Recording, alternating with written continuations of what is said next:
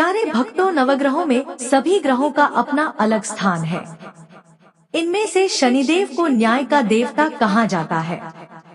वह व्यक्ति को उसके कर्मों के अनुसार फल देते हैं। ज्योतिष शास्त्र में उन्हें न्यायाधीश का स्थान प्राप्त है। यदि किसी जातक की कुंडली में शनि दोष होता है तो वह जीवन में तमाम तरह की समस्याओं का सामना करता है। साथ ही व्यक्ति बीमारी से ग्रसित होने लगता है। वहीं अगर जातक पर शनि देव की कृपा बनी हो तो उसकी तरक्की के योग बनने लगते हैं।